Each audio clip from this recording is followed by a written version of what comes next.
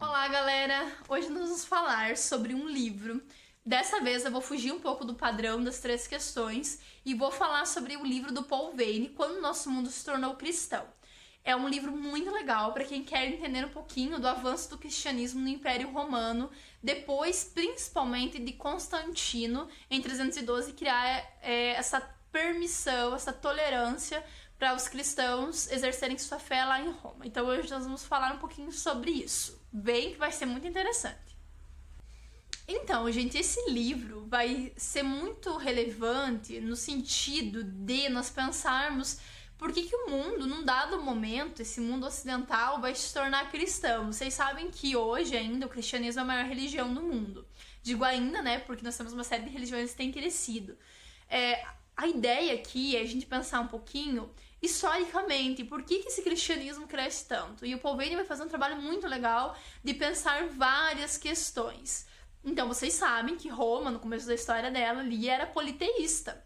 Ou seja, eles acreditavam em vários deuses, tinha um panteão de deuses.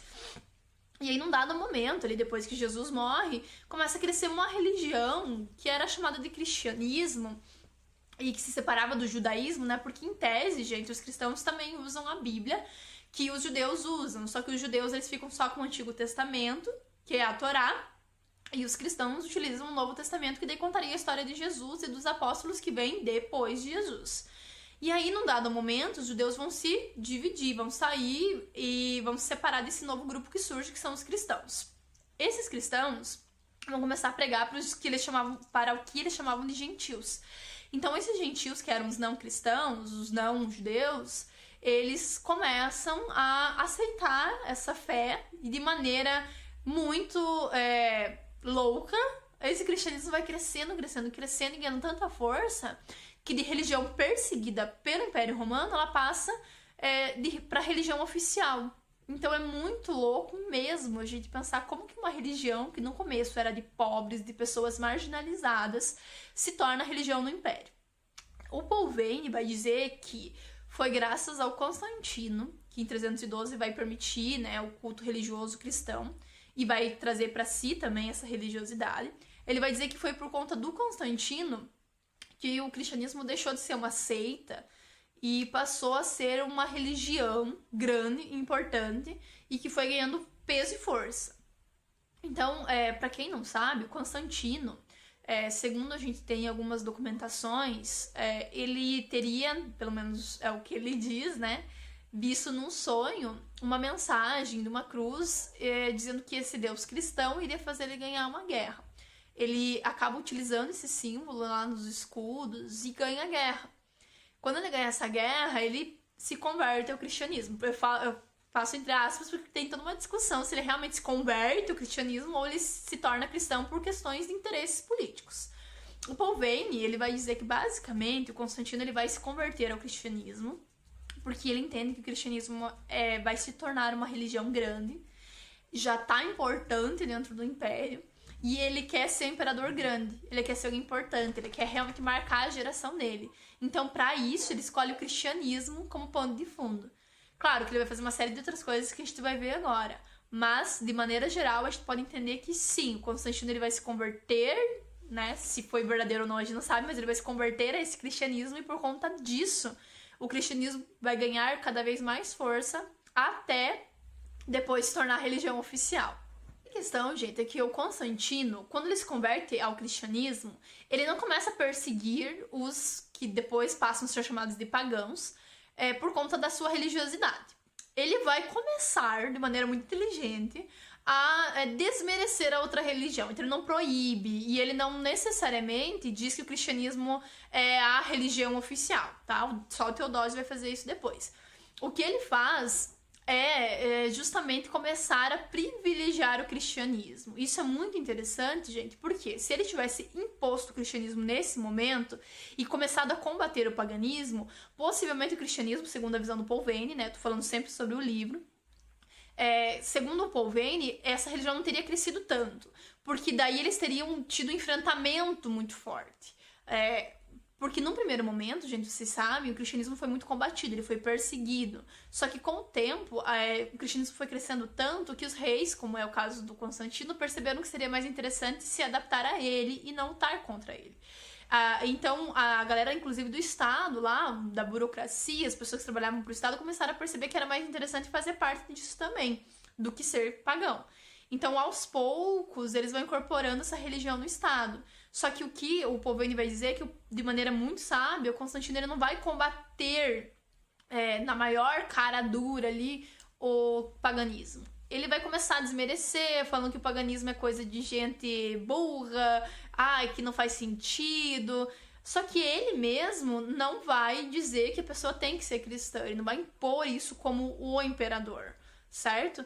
Até porque, não sei se vocês também sabem, mas naquela época o imperador ele era adorado como um deus, dentro do Império Romano, claro, né? Existia todo um culto à figura do imperador, que era uma questão de Estado mesmo. Você fazendo parte do Império Romano, sendo cidadão, você tinha que adorar esse deus, que era o imperador como um deus. Aí ele mesmo renuncia em certa medida, né, a esse culto, para dar espaço a esse cristianismo. Então, de maneira muito estratégica, ele vai indo pelas bordas, né? Ele começa, por exemplo, a construir, com o dinheiro do Estado, templos, igrejas cristãs. Então, ele vai incentivando as pessoas a se tornarem cristãs, de certa maneira desmerecendo o paganismo, dizendo que não é uma coisa muito inteligente, só que ele não persegue.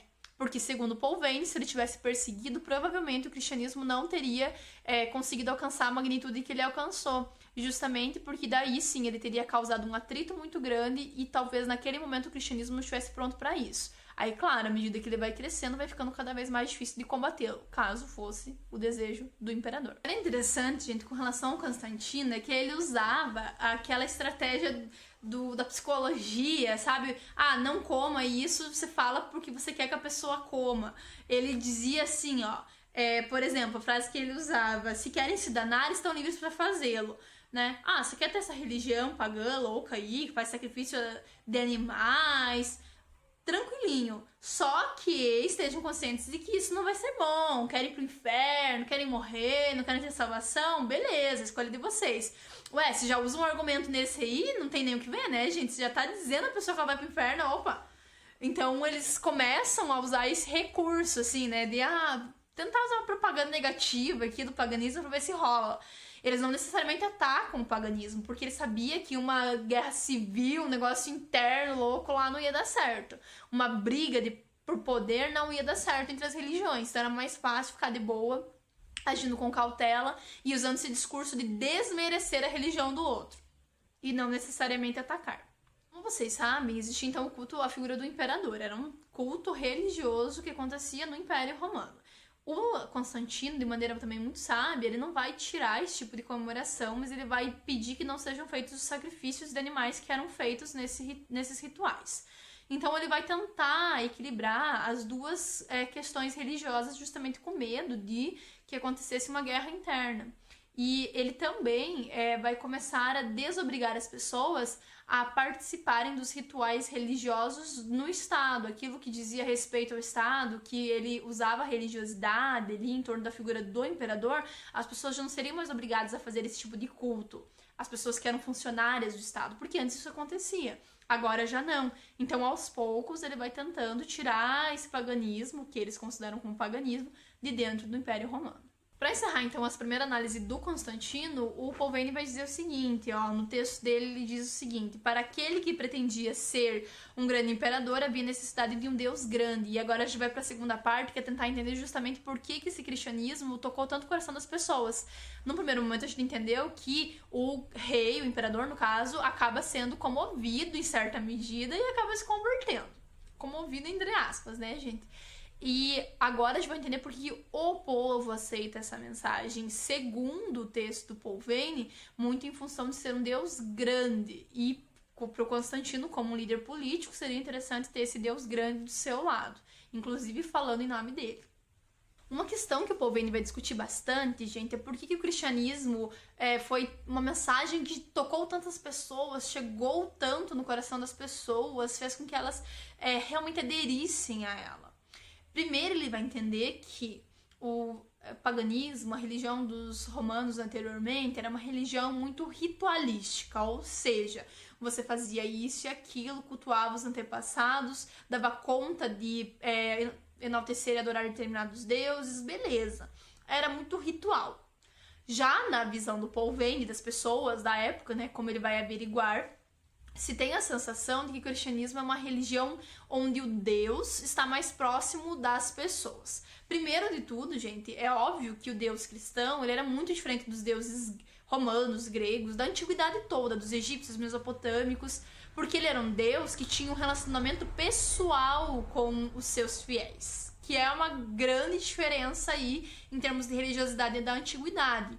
Esse Deus era um Deus moral, ele é um Deus que, ainda que tivesse alguns elementos humanos, algumas ações e atitudes humanas, ele era moral. Ao contrário do que acontecia, por exemplo, com alguns deuses da antiguidade que se vingavam, que não estavam muito preocupados com os seres humanos, faziam brincadeiras, ficavam fazendo eles sofrerem, e os deuses entre si eles se matavam, enfim. Os deuses da antiguidade, de maneira geral, eles têm muita ação humana, essa natureza muito humana, a vontade de fazer as coisas que os seres humanos fazem e faziam. O que diferenciava eles era a imortalidade. Já o Deus cristão, não. Ele é um Deus inquestionável, ele é um Deus onisciente, onipresente, ele é um Deus que sabe todas as coisas e que pode todas as coisas e que é o único. Essa questão do monoteísmo também é muito interessante, porque ele é o único Deus. Na antiguidade, a gente sabe que a maior parte dos povos eram politeístas. Aí chegam os hebreus, que depois vão dar origem aos judeus, depois vão dar origem aos cristãos, né? Que vão estar ali no mesmo cenário. Eles pregam a existência de só um Deus. Assim depois como os muçulmanos também, né? E isso é muito diferente para os modelos que se estabeleciam na religião daquela época. Era um Deus muito diferente, é um Deus que cobrava uma postura ética, uma postura moral dos fiéis, que cobrava uma série de preceitos que deveriam ser exigidos, só que, em contrapartida, ele tinha uma relação muito íntima com essas pessoas. Então, na visão do Paul Vane, o que vai realmente modificar o período em termos de religião é essa visão de que é um Deus que ama você e quer ficar com você, quer se relacionar com você, ao contrário do que acontecia com relação aos outros deuses. Você ia lá, fazia a sua oferta, fazia a tua parte naquela religiosidade, ali naquela relação, e eles davam conta de te abençoar ou não te castigar. Beleza, era isso que acontecia. Aí o Paul Vane vai dizer, inclusive, que entre os pagãos e os cristãos tinha uma grande diferença. Por exemplo, o pagão se contentava se o seu Deus socorresse em seus pedidos e desejos. Os cristãos, por sua vez, queriam deixar seu Deus contente, o que era muito diferente. O cristão, ele queria se relacionar com Deus, ele não queria só receber as coisas, pelo menos no princípio, né? No cerne da igreja lá, né? Quando essa religiosidade começa a se estruturar. Não tô falando de hoje em dia, tá, gente? Pode ser que sim, pode ser que não, né? Mas a gente tá pensando esse período histórico. As pessoas, elas queriam deixar esse Deus feliz. Para deixar esse Deus feliz, elas tinham que seguir os mandamentos, tinham que seguir todos os modelos, todas as leis, todos os preceitos estabelecidos. Então, isso gerou uma relação íntima entre eles e esse Deus. Outra questão que é fundamental, gente, é que esse Deus amava os seus fiéis. Os outros deuses não tinham essa convivência tão íntima. Não se tinha essa mensagem forte de amor. O amor é a grande mensagem, segundo Paul Vane, que vai convencer as pessoas a se converterem a essa religião. Claro que se a gente for para pensar que no primeiro momento essa é uma religião de marginalizados, pobres, pessoas que estão sendo exploradas, esse discurso chega. A vida eterna, né? A possibilidade de ter uma vida melhor depois. Só que o que mais vai fazer as pessoas se comoverem, se converterem, é essa ideia de que é um Deus que te ama tanto a ponto de ter dado seu próprio filho para morrer por você. E esse amor por Jesus também seria muito grande, porque ele teria morrido em função de você, né? De nós, aliás. Então, esse discurso gerou muita comoção e as pessoas gostavam muito disso. Elas eram muito envolvidas por esse discurso. Justamente porque, em contraposição, a religião romana não pensava essas questões. Outra grande discussão que o Paul Vane vai trazer é a visão que eles tinham na época de que o cristianismo daria para eles a sensação de que eles pertenceriam a um plano muito maior. Tipo, eu não estou só aqui na Terra e acabou. Não, eu depois vou ter uma vida eterna, então eu faço parte de um plano celestial. Tem um Deus que olha por mim e que quer se relacionar comigo, que deu seu filho para morrer por mim, que me ama e que me faz parte de um plano. Ele tem planos para mim e eu faço parte de um plano muito maior, que é de entender um Deus que é grande, que é sobrenatural, que é o Deus do universo. Então, como a gente tinha visto agora há pouco, né? Era um Deus grandioso, não era só mais um Deus, era o Deus. Então, essa ideia vai realmente cativar as pessoas e fazerem elas gostarem dessa religião que está surgindo aí. Tanto é que depois de religião marginalizada, ela vai crescendo e se torna religião da elite. Até depois vir a Igreja Católica e realmente institucionalizar a religião. Ainda outra questão é que o cristianismo era uma religião comunitária, ou seja, as pessoas se ajudavam, tinha muito essa ideia de doação, de entrega, de ser uma pessoa melhor. Elas entendiam que Deus pedia para elas realmente serem melhores, isso fazia diferença em termos de comunidade, elas se ajudavam. Então isso também foi fundamental para o cristianismo crescer tanto nesse momento. Para finalizar, o Paul Veyne vai discutir duas questões também que são bem polêmicas e geram uma discussão ainda hoje com relação ao porquê as pessoas têm uma religião.